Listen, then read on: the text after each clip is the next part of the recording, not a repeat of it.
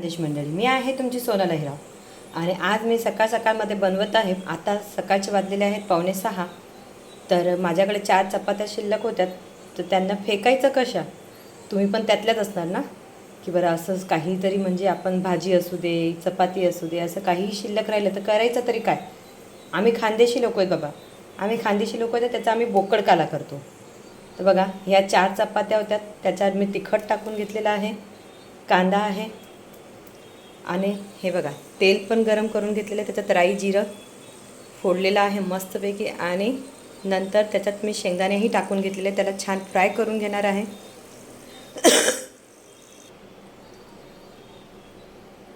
आता यामध्ये हे पापड जे आहे उडदाचे, ते पापडचाही मी असं छान असं बारीक चुरा करून घेणार आहे. आणि हे बघा शेंगदाणे पण छान फ्राय झालेले आहेत आणि तोपर्यंत आपण याचा चुरा करून घेऊया.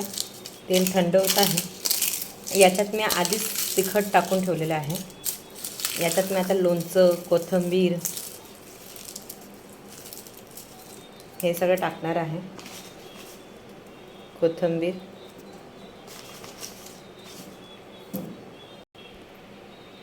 त्यानंतर हे बघा खानदेशी आम्ही कोण खानदेशी, तर रायताशिवाय तर आम्हाला चालतच नाही, है ना. म्हणजे आपण जे लोणचं खातो त्या लोणचाचा जो मसाला असतो तो मसाल्याला आम्ही रायतं म्हणतो.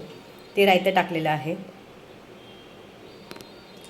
स्वादनुसार थोडंसं मीठ, कारण की आपण लोणचाचा मसाला टाकलेला असतो म्हणून थोडंसं स्वादनुसार मीठ कमीच टाकायचं. त्यानंतर गरम झालेलं तेल, त्यानंतर हे बघा गरम झालेलं तेल असं टाकून घ्यायचं आणि आता छान मिक्स करून घ्यायचं याला. हे बघा असं छान आता याला काय करायचं आहे, मिक्स करायचं आहे.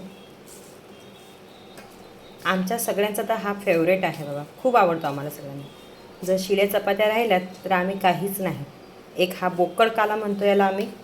हा काला करतो म्हणजे चपातींचा चुरा. काला म्हणजे चपातींचा चुरा, है ना.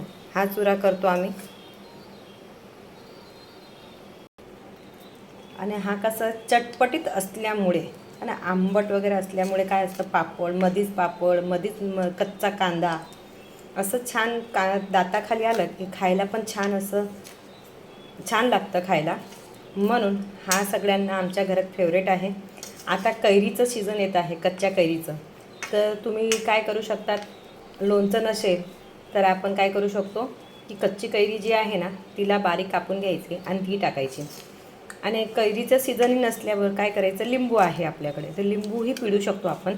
आणि असं छान मिक्स केल्यावरती हा जो आमचा बोकड काला आहे तो खाण्यासाठी तयार झालेला आहे.